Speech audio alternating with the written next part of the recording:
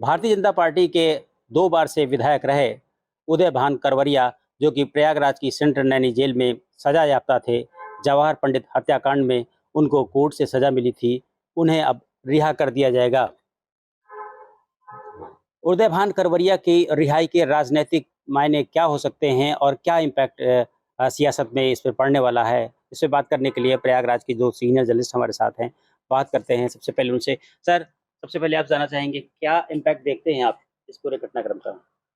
मुझे तो नहीं लगता कोई इसका राजनीतिक फायदा मिलेगा। मुझे लगता है कि उदय भान करवरिया को इसमें राहत जरूर मिल जाएगी, क्योंकि उदय भान करवरिया का जो समर्थक वर्ग है वो पहले से ही बीजेपी में है। ऐसा ही है कि नया कोई वर्ग उनके साथ आएगा, तो कोई राजनीतिक लाभ बीजेपी को मिल जाएगा, मुझे ऐसा नहीं लगता। हालांकि मेरा ये संभव है कि चूंकि इलाहाबाद संसदीय क्षेत्र में इस साल के लोकसभा चुनाव में भारतीय जनता पार्टी हार गई, तो उसको ये अंदेशा हो, उसका एक आकलन हो कि एक वर्ग है जो पार्टी के साथ मतदान नहीं किया होगा, तो उदय भान करवरिया की वजह से संभवतः है कि बीजेपी में वो आ जाए। लेकिन यह आकलन भी तर्कसंगत नहीं लगता, क्योंकि उनकी पत्नी नीलम करवरिया पहले से पार्टी में सक्रिय हैं और पार्टी के लिए लगातार काम भी कर रही हैं। तो इनके आ जाने से कोई बड़ा परिवर्तन हो जाएगा। प्लस ये भी हो रहा है कि बीच बीच में उनको पैरोल मिलती रही है, वो बाहर भी जेल से आते रहे हैं, इसके दौरान भी सजा काटने के दौरान भी तो कोई उनकी लगातार अनुपस्थिति रही हो इलाहाबाद की या भारतीय जनता पार्टी की राजनीति में, ऐसा भी नहीं था। तो मुझे नहीं लगता कि कोई बहुत गुणात्मक अंतर आ जाएगा। अब यह है कि उदय भान करवरिया को जरूर राहत मिलेगी कि वो पूरी सजा के पहले इनको रिहा करने का आदेश दिया गया है। मनोज जी, क्या 2027 की तैयारी में भाजपा लग गई है इसी को लेकर के? बिल्कुल 2027 की तैयारी तो सारी पार्टियां कर रही हैं लोकसभा चुनाव के बाद। जहां तक सवाल है यमुना पार में, तो उदय भान करवरिया का इम्पैक्ट था, लेकिन जैसा कभी बताया शुक्ला जी ने कि सही बात यह है कि उनकी वाइफ, उनका पूरा परिवार पहले से सक्रिय था, राजनीति से नहीं, मतलब वो बीमार थे। इस बार ब्राह्मण वोटर नहीं है खूब पाया। ब्राह्मण वोटरों ने वोट दिया, लेकिन केवल ब्राह्मण वोटरों के वोट से ही कोई सीट जीती जा सकती है या किसी एक बिरादरी के वोट से जीती जा सकती है। ब्राह्मण वोटरों ने वोट किया है इलाहाबाद में, लेकिन हर बिरादरी ने, लेकिन उस सीट में तो निर्णायक था ब्राह्मण वोटर अगर देखा जाए, और कहाँ कितना शिफ्ट हुआ है वो तो देख रहे हैं लोकसभा चुनाव में। तो देखिए वो बीमार थे, मेडिकल ग्राउंड पर उनको रिहा किया गया, नहीं तो उनके और भाई भी तो हैं, वो लोग भी तो उसी कैटेगरी से आते हैं, उनको तो नहीं रिहा किया गया। तो वो बीमार थे, उनको मेडिकल ग्राउंड पे रिहा किया गया। और जहां तक राजनीतिक इम्पैक्ट की बात है, वो एक ब्रांड है, लेकिन उनका ब्रांड जेल में रहने के बाद भी कायम था।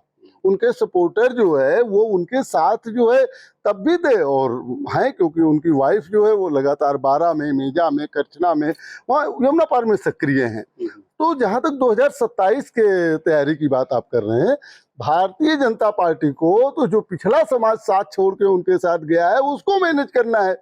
अगला समाज, डर तो भाजपा को है ही है कि अगर सपा और कांग्रेस का गठबंधन रहा तो अगला समाज बड़ी भारी संख्या में जो है छोड़ सकता है साथ। अभी भाई 37% वोट है, अगर 10% वोट भी खसक गया तो जाहिर सी बात है कि सपा को बड़ा गेन मिल जाएगा। ये है तैयारी। लेकिन उदय भान इलाहाबाद को छोड़कर कितने जगह जो है प्रभावित कर पाएंगे, वो बीमार भी हैं, कितना सक्रिय रह पाएंगे, ये देखने वाली बात होगी। नहीं तो बांदा, चित्रकूट और इलाहाबाद में तो थोड़ा सा उनका इम्पैक्ट है। जी सर, क्या फूलपुर उपचुनाव जो होना विधानसभा का, उसका भी इस पे कोई असर होगा उनकी रिहाई पर? नहीं, देखिए भाई क्या कि उनके भाई तो वहां से विधानसभा का, वहां से लोकसभा के सदस्य रह चुके हैं। सवाल ये नहीं है, उदय भान करवरिया कोई इतना बड़ा चेहरा नहीं है वो, जिससे कि आप पूरे प्रदेश में या अन्य क्षेत्रों में भी आप उनके असर का अनुमान कर रहे हैं। कई ब्राह्मण नेता उत्तर भारतीय जनता पार्टी अपने यहाँ रखे हुए हैं, सक्रिय रखे हुए हैं। जब केशरीनाथ त्रिपाठी के लड़की को, पुत्र को लोगों ने, अगर आप कह रहे हैं कि वोट नहीं मिला, उनके प्रति लोग उस तरह से आकर्षित नहीं हो पाए। केशरीनाथ जी से तो बड़ा कुछ, अगर ब्राह्मणों की बात करें आप, सवाल ये है ना कि अगर आप एक ऐसे व्यक्ति हैं जिससे अपने संगठन में बहुत सक्रियता की हो, लगातार आप मौजूद हैं, एक असर पड़ता है। भारतीय जनता पार्टी के चुनाव हारने के कारण ब्राह्मण ठाकुर और जो जातीय समीकरणों की बात हो रही है वो नहीं है। लेकिन इलाहाबाद लोकसभा सीट में तो इस तरह की स्थिति थी। नहीं, ये हर जगह इसके कारण ये थोड़े थे कि जातीय आधार पर लोगों ने वोट नहीं दिया। एक एक कैंटीन कंपल्सी है, प्रत्याशी की बात थी ना, प्रत्याशी की प्रत्याशी वजह के से भी, चयन को लेकिन लेकर सरकार के खिलाफ थी। एक कैंटीन कंपल्सी सरकार के खिलाफ थी और है। उस कैंटीन कंपल्सी को दूर करने का प्रयास सरकार नहीं कर रही है। जिन कारणों को लेकर के सरकार से नाराजगी है, उसको एड्रेस करने के क्या प्रयास होना चाहिए। आप अगर इसको जातीय समीकरण से जोड़ेंगे, किसी कोई इंडिविजुअल आ जाएगा तो आप जीत जाएंगे, कोई इंडिविजुअल आ जाएगा तो आपका वोट वापस चला आएगा। तो ये इंडिविजुअल ऐसे थोड़े थे कि जो भारतीय जनता पार्टी में नहीं थे, पूरा का पूरा परिवार इनका बीजेपी में था। इसलिए मुझे नहीं लगता। आपको क्या लगता है, क्या फूलपुर विधानसभा का उपचुनाव भी इसमें कोई फैक्टर हो सकता है? मैं भी सहमत हूँ कि फूलपुर में आखिर वो भी तो ब्राह्मण है ना, ब्राह्मण तो दे ही रहा है, भाजपा को। इलाहाबाद लोकसभा सीट में तो ब्राह्मण का आधे से ज्यादा वोट नहीं मिला भाजपा को। भाई आधे ज्यादा वोट नहीं मिला, ये हमारी आपकी कल्पना है। बहरहाल जहाँ प्रत्याशी सही थे वहां क्यों भाजपा हार गई? मान लिया कह लीजिएगा वो पंडित ब्राह्मण ही प्रत्याशी थे, ब्राह्मण ने वोट नहीं दिया तो उदय भान के आने से ब्राह्मण वोट दे देगा। फिर जहाँ प्रत्याशी सही था भाजपा का वहां भी तो हारी है।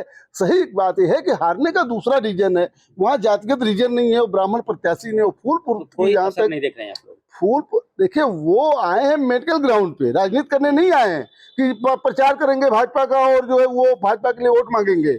वो तो मेडिकल ग्राउंड पे बीमार हैं इसलिए आए हैं। तो इसमें पॉलिटिक्स क्यों देखी जा रही है? और देखी भी जा रही है तो सही कहा शुक्ला जी ने कि इतने बड़े प्रदेश के नेता नहीं है कि यहाँ पर वो उनको रिहा कर दिया गया और बलिया में समाजवादी पार्टी जो सीट जीती है वहां इम्पैक्ट हो जाएगा।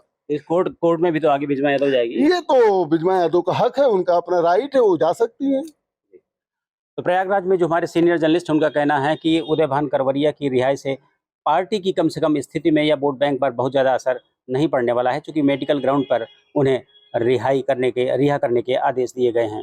Dinesh Singh, TV9 UP Prayagraj.